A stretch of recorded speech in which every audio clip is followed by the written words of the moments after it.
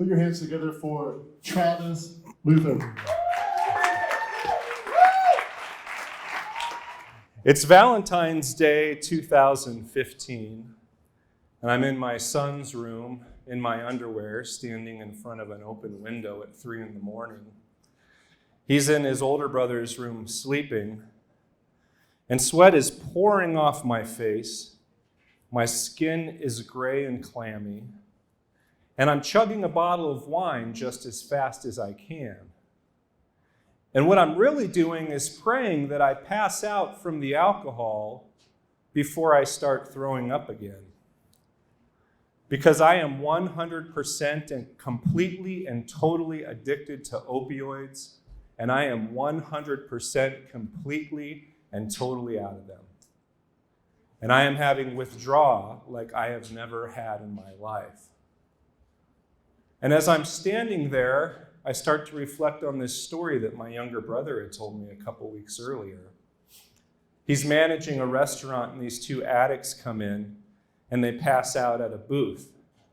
The police have to be called to take them out, and as he's cleaning up after them, he finds a baggie of black tar heroin stashed between the seats. So he takes it home and he puts it on a shelf in his room, and he tells me that as a former recovering heroin addict, he's really proud of the fact that he can have heroin in his room now and it not bother him. And at the time, I told him I didn't think that was a very good idea. But in that desperation and that despair of the withdrawal, I get this brilliant idea. I'm going to text my brother and ask him to inject me with heroin. So I get out my phone and I start a message and I delete it. And I start another message and I delete it. And what I'm doing is trying to come up with the most casual, cool way to ask my brother to shoot me up. Well, how did I get there? 6 years previous to that, I had had a back injury. And because I was only 30 years old, my doctor said, what we're going to do is we're going to put you on a pain management program. And what a pain management program means is that I was going to take opioids and do physical therapy until I couldn't stand the pain anymore, and then I would finally have the surgery. So I got my prescription, I went home, I sat at my desk, and I took that first handful of pills. And within 15 minutes, my entire body became warm, the world seemed to slow down, and I suddenly felt like I had a grasp on everything. But the really unexpected thing that happened was that all the voices that had been in my head for almost my entire life, telling me I wasn't a good person and that I wasn't worthy of love, suddenly stopped. And I had had peace and quiet in my life like I had never experienced before. Well, where did those voices come from? My mother got pregnant with me when she was 15, and by the time she was 19, she was a single mother of 3 boys. We lived off welfare and state assistance, and by the time I was 15, I had lived in 15 different places. Unfortunately, I also come from a long line of addicts. Addiction is in my bones. It's in my DNA. My father died from his addiction when he was 38. I had another uncle lose everything to crack. I had another uncle commit suicide as he battled meth.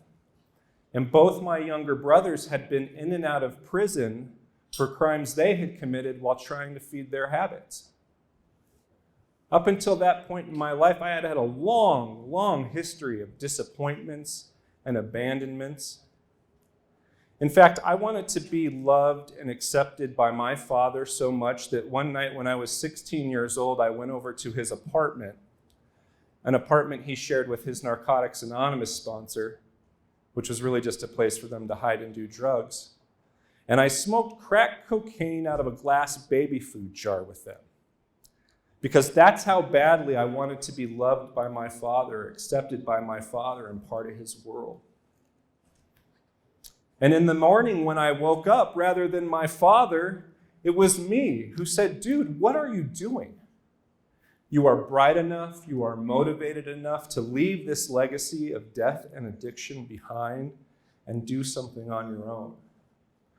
So within hours, I pawned a guitar that I owned. I took a bus back to Washington State. I took informal custody of my 2 younger brothers. I dropped out of the 10th grade, lied about my age, got a full-time job, and started my own life. And the other thing I did is I dedicated that life to business and entrepreneurship because I knew in that moment that if I wanted opportunities for myself, I was going to have to make them. There wasn't anybody else coming to help me. And so that's what I did. And it wasn't easy. It was a hard road. But the irony is that by the time 15 years later that I was standing there in my son's room with that phone, I had had all of the success I had ever imagined in my life. So why was I now going to become the one person I despised the most? Why was I going to become the father that put his addiction before his family? Well, it's because 75% of high-performing, successful entrepreneurs have had some kind of deep trauma in their lives. And most of them have done nothing to deal with it. And before opioids, I used entrepreneurship like any other addict uses a drug. I used it to fix things. I used it to fill a hole inside of me. I really believed that if I was successful enough, if I was famous enough, if I could get on the cover of Fortune magazine, that my family would have no choice but to come groveling back to my feet, to say that they were wrong, to say that they were sorry, and most importantly, to say that I love you. And when that didn't happen, the door was left open for something else that would. In my case, it was opioids. In other people's cases, it's another car, more success, maybe another franchise, but it's always something. EO has been transformative to me in that it helped me realize that I could actually create a community on my own. That I could choose the people that I wanted to be in a relationship, who would love me and trust me, and who I could love and trust back. And it was that same realization I had as I stood there in my son's room with the phone. I looked on the floor and I saw his little baseball glove in the corner. I looked up on the wall and I saw a shark that he had painted in with blue crayon. I looked on his desk and saw a picture of him with friends from school. And I knew in that moment, I had chosen my community, I had chosen my family, and I had to do everything I could to protect it. So I went and I woke up my wife, and I told her, I'm an addict, I'm out of control, I want to do heroin, I want to die, I'm totally lost. And like any good forum mate, she already knew goddamn good and well this secret that I thought I was hiding. And for the next 90 days, she poured herself into my recovery. It was 90 days before I could eat a meal. It was 90 days before I could get a full night's sleep. And it was almost 6 months before I had some semblance of a normal life. But unfortunately, it wasn't just this episode. It took something else to make me realize that my problems were deeper than just a drug addiction.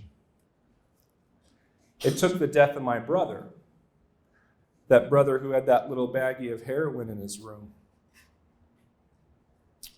It took the death of my brother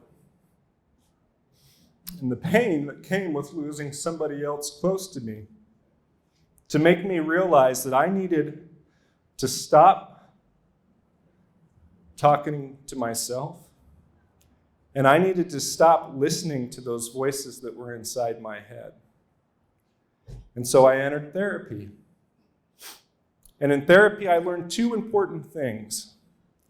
One, no amount of success that I had was ever going to repair my family. It was certainly never going to bring my father back. And if you're holding on to that hope, I would encourage you to drop it immediately. And 2, I learned that because I had such a long history of abandonment, such a long history of disappointment, and such a long history of having love withheld, I didn't really know how to love or be loved. And even worse, I didn't know how to love myself.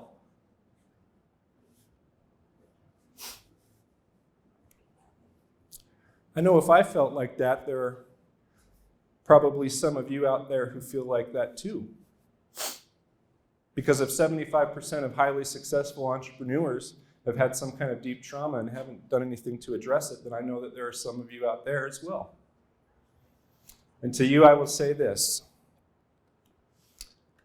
There is no shortage of love in this world, and you are worthy of it, and you deserve it. And I hope you believe that. And as a show of that, I'd like to ask some of you in the room to help me out, which will be very easy because a lot of you are already standing. But stand up if you have ever come to love somebody that you thought was your enemy.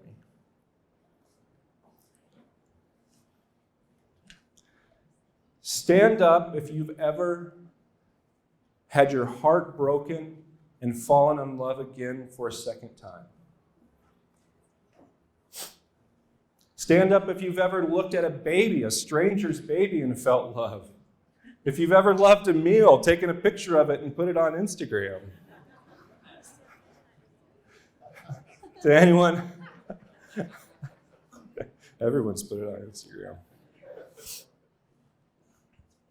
Now do me one more favor. Stay standing if you would be willing to love a stranger in this room because you know what it's felt like to have had love withheld from you. And you know what it's felt like to have forgotten to love yourself. Look around. There's plenty of love in this organization and plenty of love in this room. I'm Travis Scott Luther, and I want to say one thing to my EO family. And most importantly, I'd like to say one more thing to myself. I love you. Thank you.